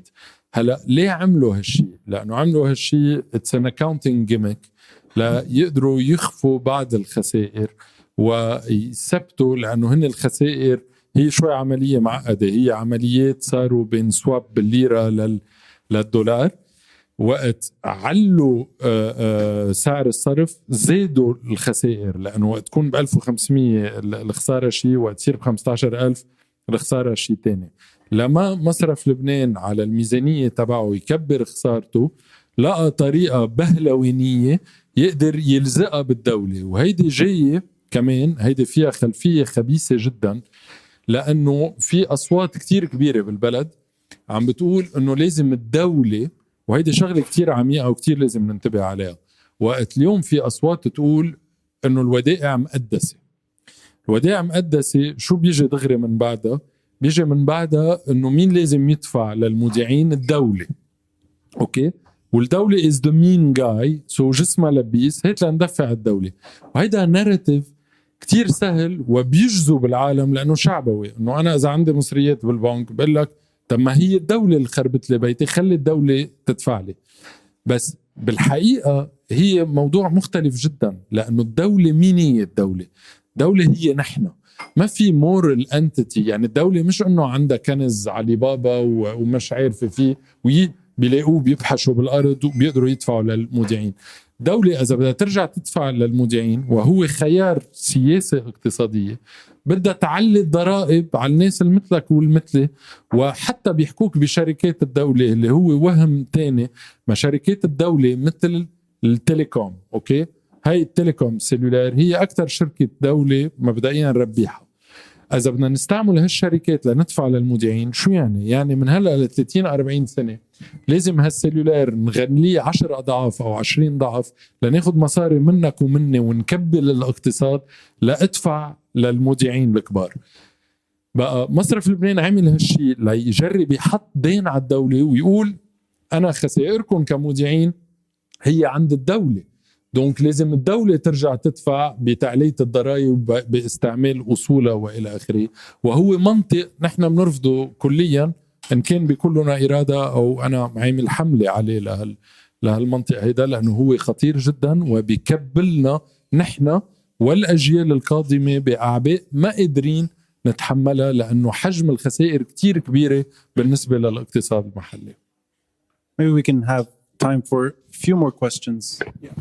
Hello. Thank you for everything that you're doing, for your thoughts, for your actions. I have two questions. One is political and the other is economic. You just said that we are the majority. Based on what? Because I'm not sure. My economic question is, can we as individuals decrease the impact of what's happening? Like, I'm a citizen. Now I am a low middle class, and I have my own visions and philosophy, and in the way how I deal with my money and with my work and everything. Like, people around me keep saying that it's naive, like you cannot really do change. But I want to hear it from an expert, if you don't mind. I didn't quite get the second question. I got the first one. Okay. So we have a crisis. Yes. Like, money is stagnant. It's not going around. Yes. So I have my views in how I deal with money. Yes. Where I spend and how I charge people. Like, I have many fees, I have for the more fortunate and the less fortunate, because everyone has the right to take my service. Yes. Okay? So I take more from the ones who are paid in dollars, and I make really good discounts for the ones who can't. This is a good behavior, by the way. So I don't know, I'm not an expert in economics, nothing, like zero, but I see that if we all do this in certain ways, not just this, it's an example, but I want to hear from you if us as individuals, not as big companies, not as dawle, not as, yes, as individuals, can we do really an impact, yes, I adopting a few behaviors? Yes. So thank you for the question. I said we are a majority based on some recent and historical examples. Okay, conceptually and theoretically, I believe that all Lebanese want to, let's say, move from the current status of affair to a pacified, to peace between each other and to building a modern state. But there is a switching cost. I always call that switching cost. To change from a bank to another, you incur cost and complexities. So to abandon your traditional leader and to move towards something new, you really need to be convinced. And we saw windows in the recent Lebanese history, like 14th of March. By the way, I'm the son of the مقاومة الطلابية بال2000. So in the 2000, I'm a bit maybe a dinosaur compared to the crowd of 17 Tishrin. But I remember that when the Syrians were occupying the country back in the 2000, there were like 100 people who dared to demonstrate. And then it turned out that the majority and across all sects wanted them to be out. But they were waiting for a lesser switching cost. And this was proven in 14th of March. In Thawrat Tishrin, this came after 1 year of the election, the legislative election, where people massively voted for traditional political parties. So if you look at that, you would say that people are happy with the political offer. Then we saw in Tishrin that when a window opened and people felt that they can switch, it was a massive adoption. So I still believe that the vast majority of Lebanese is not happy with the current political offering, but that the vast majority of Lebanese have sectarian fears and that they don't want to move to a total and unknown and this completely secular state, and they need a well-grounded political offering that addresses their fear, but take them to a modern state. And this is what's missing today. That's why I believe we are potentially a majority, maybe not now. Then on the individual behaviors, your behavior is an example of a good citizen behavior. So I believe there is a lot we can do. Now we are working a bit on Lebanese job creations. You can employ Lebanese, you can have Lebanese procurement, you can have a social safety net that is private, etc. And like you are doing, maybe different tariffs. But I want to be very honest with you. This will not solve the situation. So we must never say to ourselves that those individual behavior can salvage the situation and resolve the crisis. Only a political reform can solve the crisis. The banking sector will not kick off again if there is no Banking Resolution Act. Those are laws prepared by the government. We need a bank secrecy, a proper one. We need a capital control, a proper one. We need a unification of Forex, of change, a proper one. So your individual behaviors can limit the damages, but cannot solve the situation, unfortunately. The gentleman wearing pink, my cousin Fadi. Oh, that's Fadi, my cousin Fadi. Cousin Fadi. Cousin Fadi, please. I might claim preference. Oh, yeah, sure. Go ahead. Okay. Hello everyone. Thank you for this amazing podcast. My question is a bit economical. We are hearing more and more voices, and specifically regarding the IMF. So we're hearing more and more voices saying that we don't need the IMF, that the money that eventually would come from the IMF, which is 3.8 billion over 5 years, is nothing compared to what Lebanon needs.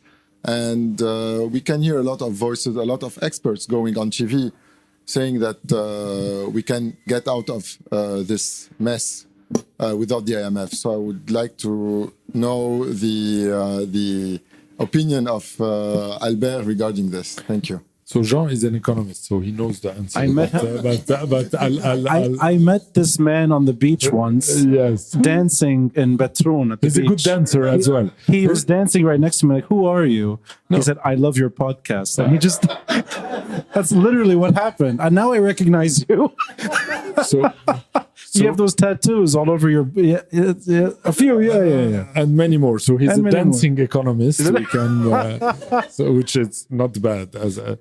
No, so the answer, you just ruined his reputation, because economists are not supposed to dance. So they are supposed to. But he's a very good dancer. And a good economist as well. So no, the answer obviously is yes, we need the IMF. Yes, we need the IMF. Yes, we need the IMF. Yes, we need the IMF. I can say yes, we need the IMF until the end of the night, because not because of the 3.8 billion. And this is very funny how Lebanese, and this is also a very cultural thing, Lebanese split on the 3.8 billion, because Lebanese still consider that we are rich, you know, and we are not a rich country anymore. 3.8 billion, this is first, is a lot for a miserable country like Lebanon. Is 20% of the GDP, so this is not a small amount. Second, the IMF is a passport. So if you don't have a passport, you cannot get SAID, you cannot get bilateral assistance, you cannot get indebted on the international markets. And third, IMF is a set of reforms. So IMF is reforms that begin with bank secrecy, capital control, unification of change, a sound and healthy budget, and that will end with border controls, killing the mafia in the port and the airport, reforming public administration, and so on. So I'm definitely pro-IMF, but like I said to the IMF, 1 year ago, we will never have an IMF program with this ruling class, because an IMF program is exactly the opposite of everything that the government and the ruling elite believes in. The buzzword, you know, all those buzzwords, accountability, transparency, sustainability, KPIs, metrics, they hate that. So how could we have that with a prime minister that changed the hour 48 hours before the deadline, with a chat with a 86-year-old other guy who is ruling over the parliament for 40 years? So we will not get an IMF, but it's necessary. Can we let's. اوكي بونسوار وميرسي ويا ريت عنا اكثر من البير وروني بالبلد. خلينا هيك وابن عمه او ابن خاله. سؤالي من سنه ونص كان عندك انترفيو مع نجيب مئاتي. For me it wasn't your style of interview. لا. اول سؤال بدي اعرف اذا كانت your choice ولا LBC choice for whatever reason. ثاني سؤال what's your feedback بعد سنه ونص من هالانترفيو, how you see it. Okay, it was my choice because it is always my choice. LBC respect me as an independent choice, as an independent show, so they never impose anything. For a journalist like me that is not from the domain, having for the first episode of the season the Prime Minister is something good. So maybe I would prefer to have Roni Shatah, but it's nice to have the Prime Minister, so I did it with great pleasure. How was the Prime Minister? I'll tell you something very honestly, because I dislike the policy of the man, but it's amazing, and maybe it's the first time I tell it live. Usually those first-class politicians, they annoy me a lot with what are the questions, etc., because they are used in Lebanon to have the questions beforehand. Everything is scripted. It's like a comedy show, but it's a tragic show. So I never do that. And this is an ethical stance in the program. So I always refuse to first-class politicians. I accepted sometime to technicians, you know, if a public transportation guy that is not used, I'm not here to judge him, he's not running for office. I can be more collaborative, but for politician, I never do that.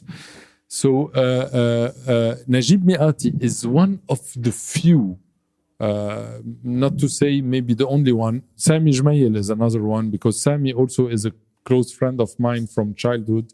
And he never asked me for a question because he knows that I'm like that. But Najib Miati never asked for anything. At the point that I doubted the same day that I had the interview. So I called his media advisor. I said, are we scheduled tonight live? He said, yes. Why? I said, but no one called me. You don't want to know what are the teams? He said, no, the Prime Minister didn't ask. I said, okay. So I went to the Asr al-Hukumi. And the guy came 10 minutes before. We had a 5-minute chat. He didn't ask anything. He just said to me, I respect your show. And I wanted to do the show because he asked for it. Because you are a credible show and I want to prove my credibility and so on. What was amazing to me is that the Prime Minister didn't have a paper in front of him. Usually they are very well prepared. They have advisors, papers, etc. It was a very critical moment, and I saw the intellectual power of the man that I didn't see when he changed the hour in a 5-minute chat. It's amazing, but he is very confident. He knows by heart, you know, the figures. So he is quite impressive in his stance and know-how, but I totally disagree, of course, with his politics. I want to wrap it up. Sorry, are there any other questions before we wrap it up? One question here. Yes, please. Two questions. Hello. Hi, Albert. I know you always give me the opportunity to ask questions, but I never take them. So tonight is the right place. In light of the absence of political reforms, in light of no hope of having the IMF, and if we have them, as Diana said on Instagram, like our best case scenario is a Pakistan scenario or an Egypt scenario. True. In light of no political offer on the horizon, in light of losing hope after 17 Tishreen, honestly, the question is very simple, but I guess the answer might be very complicated or might not be. There might not be an answer. So where should we start from here? So all our options are gone, except starting from ourselves, which we are all doing, starting from you or everyone around here. But really, where should we start from? We have no choice left. True, the situation is gloomy. Start from organizing yourself, either politically or in a syndicate or in a trade. Or I don't believe in individual power. I believe in collective power. So I believe that if we are to live in this country, it's worth a try to organize ourselves. So join a political party, create a political party, join a syndicate, join a body. We all owe to this country like half a day of our time a week to do advocacy, to try to make things progress. Is the result guaranteed? No, absolutely no. But we live here. What's guaranteed is that if we don't organize ourselves, this country is already pretty much a nightmare and will become a true nightmare in a couple of months or years. We should absolutely organize ourselves, get politicized, and stand for our opinion. Everyone in his or her own domain. So I'm not patronizing anyone, but everyone should move. The beauty of this country, I quit France to come here because I feel I belong. I belong to a people. I belong to a citizenship. I belong to a group. So in France, I was just a taxpayer, a citizen that used to care only about my personal welfare. Just to discuss a little bit, my wife, for example, she was in the municipality for 6 years trying to make a change, like really sacrificing all of her 20 years, like from when she was 24 until she's today like 31 years old. And maybe she's gonna go again into this, but we are the mafia is so well in the ground that even the best efforts we're doing are going into nothing, into the air. That's it. No, not into nothing. Your wife, for example, who was member of a municipality, but a junior member in a maybe, I don't know the case, but a corrupt municipality, now has enough experience, legitimacy, exposure, name recognition to run for the presidency of the municipality. And I'm sure in her constituency there are enough honest people who will back her. Maybe she will not win, but it's a decent battle to be waged. So I believe we should all do it, because if you don't do that, it's better to leave the country and emigrate, because the country is going to kill you and it's going to eat you. So we should, us honest people, decent, young and not young, elder, but really honest and caring people, we should organize and structure ourselves. This is our destiny. Samer, you wanted to ask a quick question?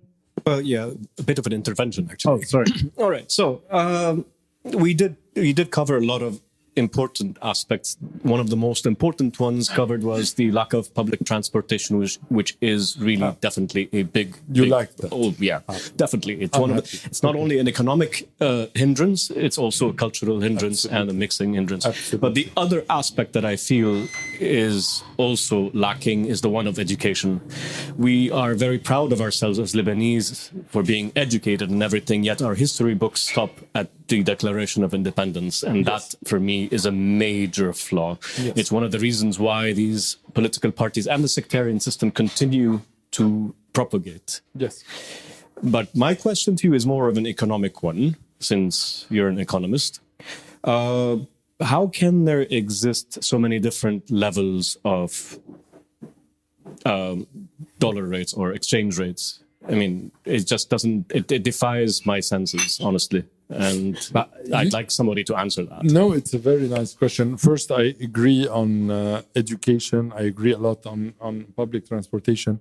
Okay, having many dollar rates is the proper of failed states. So who are the states that have many dollar rates? It's Venezuela and the like of Venezuela. Okay, and Iran, of course, and some other countries. So why they do that? Technically, also, it's maybe lengthy to go through it, because in fact they subsidize a dollar for certain use. So they subsidize, for example, today Sayrafa rate. You all know about Sayrafa. Sayrafa rate is always 20% below the market rate. Okay, those 20% are subsidized. It's a subsidy by the central bank. How does the central bank do that? They print Lebanese currency because the central bank can print Lebanese currency. So this is the worst system of all, because you are creating multiple fictitious rates, and to maintain alive those rates, you are printing money, because in Sayrafa you are printing money and buying Lebanese pounds at a loss, and this loss is incurred by all depositors. And also they have rates for now EDL and so on. So they are segmenting. And to access the subsidized rate, this is a crony system. So you must be from the Jamia of the Sulta of the banks. So this is how Cuba lived for 30 years, and this is how all those states live. So the dollar is at 100,000. I create a specific dollar for 60,000, and only the friends of the regime or the friends of the banks that get an approval have access to this dollar at 60,000 pounds. The difference of 40,000 is a loss that is incurred by the central bank and printed, so it further deteriorates the global climate and the official or the black market rate. So this is all at the expense of honest citizens. That's why I'm completely against Sayrafa. Completely against. Sayrafa is a survival of the old system that ruined Lebanon. Because what ruined Lebanon? It's subsidies. Subsidies in the housing allowance, subsidies in the dollar at 1,500, subsidies for EDL, subsidies for petrol. And they used to bribe us. And if we don't conceptualize that, we didn't understand the Lebanese crisis. So I thank you for this question, because this is essential. In fact, what the Sulta did for 20 years is they bribed massively everyone, including myself, because we consumed at 1,500, we bought foreign cars, we consumed foreign goods in a subsidized manner. We bought apartment in Ashrafiyya and Hamra at a subsidized rate by the central bank to buy our silence. But subsidies always have a cost. The cost never disappear in economy. So Riyad Salameh's genie was to hide the cost because he did fake accounting. So he hid the cost until the system was unbearable anymore and everything exploded in our face. And they are still continuing with the subsidy scheme, which is completely crazy. At the beginning of the crisis, in 2019, we had $36 billion in reserves. You know how much Argentina has in foreign dollar reserve? Argentina, they have 4 billion. We had 8 times the amount of reserve of Argentina. The public transportation system in Lebanon cost $300 million. Reviving the train cost $500 million. A social security system cost per year $400 million. The whole infrastructure of electricity, to have 24 hours electricity, it cost $1.5 billion. We could have made it a Hong Kong with the 36 billion.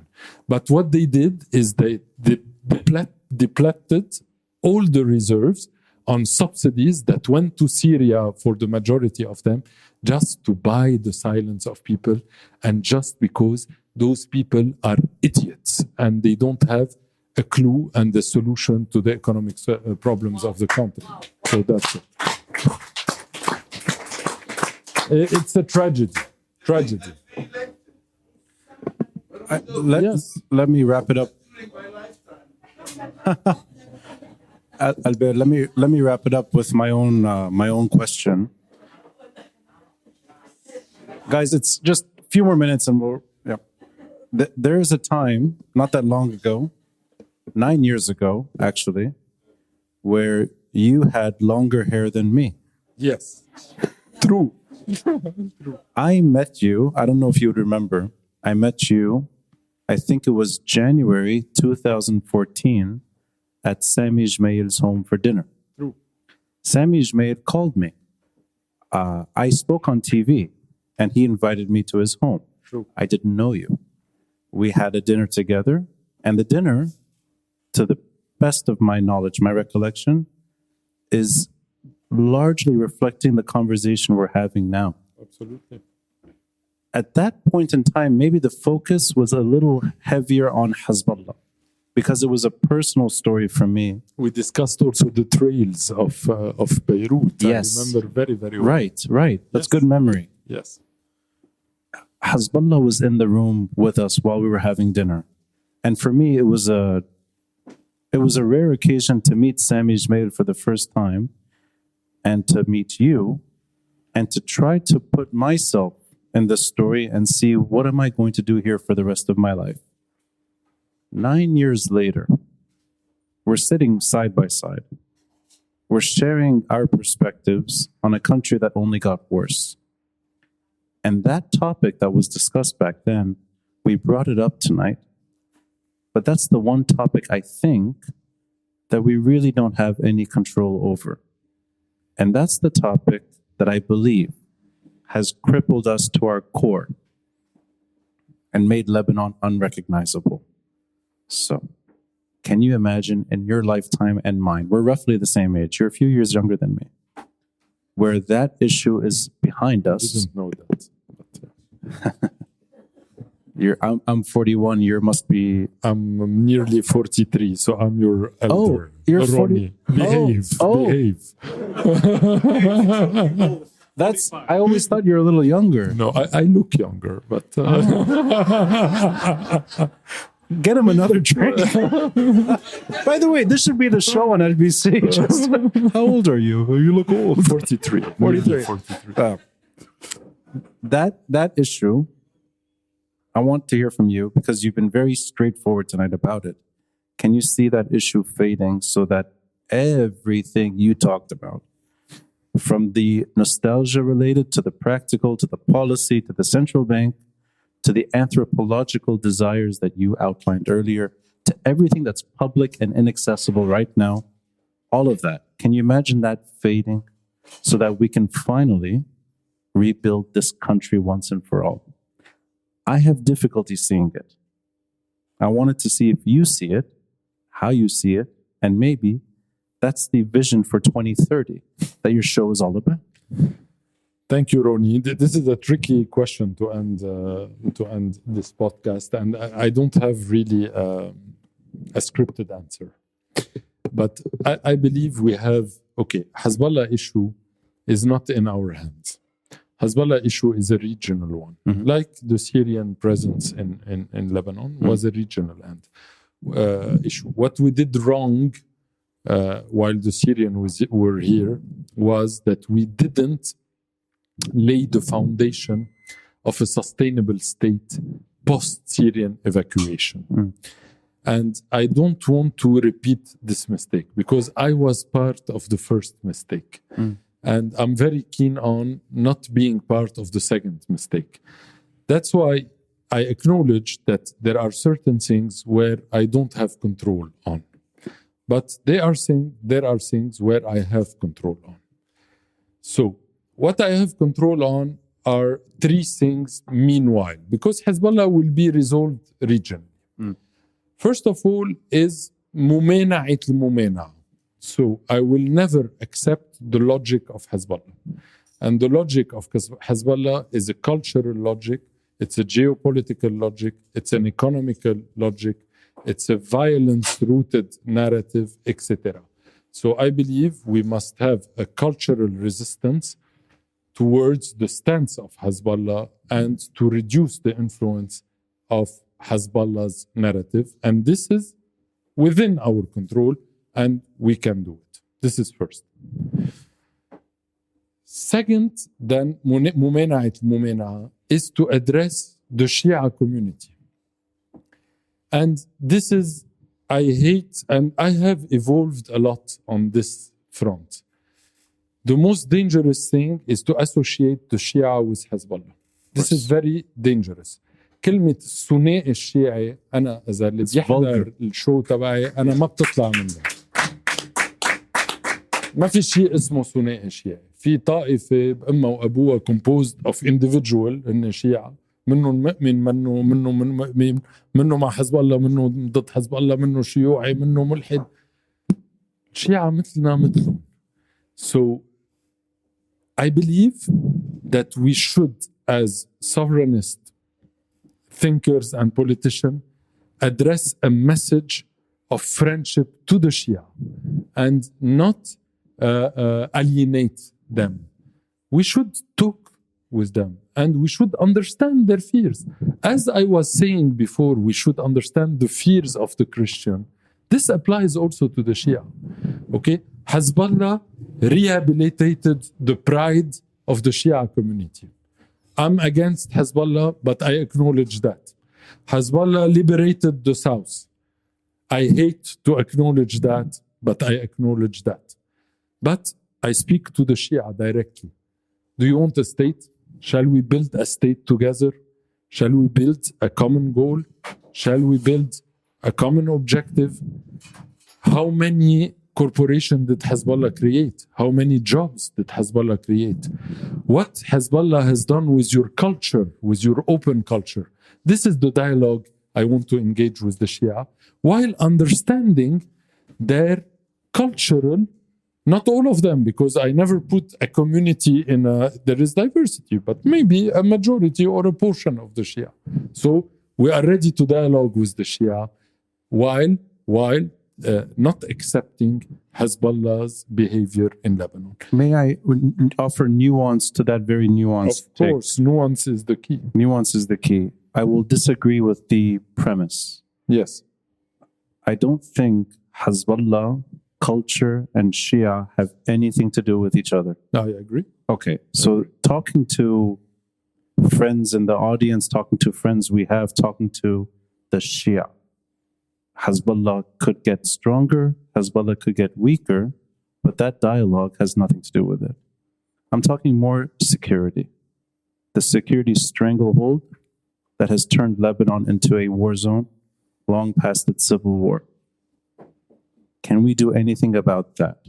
Yes, we can. And I'll reply with a metaphor. Okay. If a crocodile fights with, I already told you this. I think so. Once after a few whiskeys. Okay. If a crocodile has a fight with a bear, a big bear, who wins between a crocodile and the bear? Depends which one's drinking whiskey. One second, it depends. Absolutely. Yeah. If it's in the water, the crocodile will win. Right. I don't want to go into Hezbollah's terrain. I want to stay in my terrain. My terrain is the terrain of law, is the terrain of culture, is the terrain of development, of employment, of diversity, of life. And I believe why I am saying we must have a dialogue with the Shia, because the Shia are today the main constituency of the Hezbollah. You don't have a lot of Christian or Sunni, of Druze voting for them. So my dialogue with them is to build bridges with them and avoid, let's say, cornering them or stigmatization of a community, to build bridges with them and to say, okay, those are a common goal. The path to reach there doesn't involve Hezbollah because it involves the creation of a state.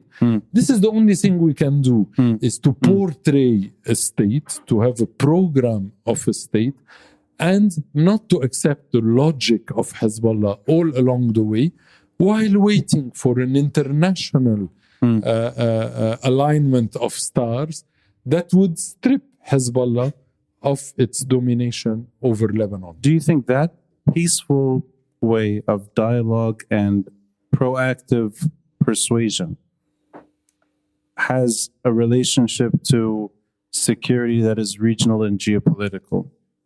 No, I believe they are quite dissociated. I believe the job of the dialogue is to prepare the ground. So it's preparing. No, there are no links. Right. Them. Okay. Hezbollah has a sovereign Iranian decision that we don't control. Even though 80% of the Shia are against them, it will not affect his decision. Exactly. But he will have more constraints. He would need to cope. He would need to modify his behaviors. I believe that the economic crisis has hit severely Hezbollah. And Hezbollah was kind of puzzled. They didn't have the right answer to provide to their people.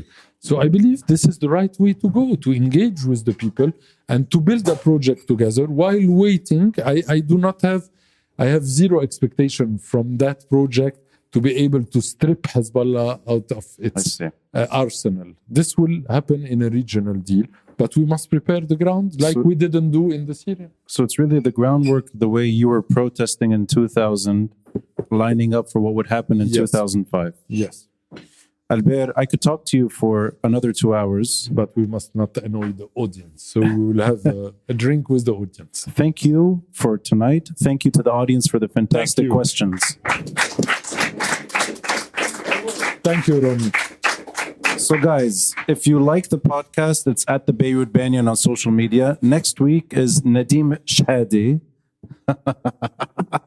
Maybe we'll have a more Ottoman examination of this country. He's a historian and an economist as well. Albert Kostanian on Twitter. And thanks again. Thank you, Ronnie.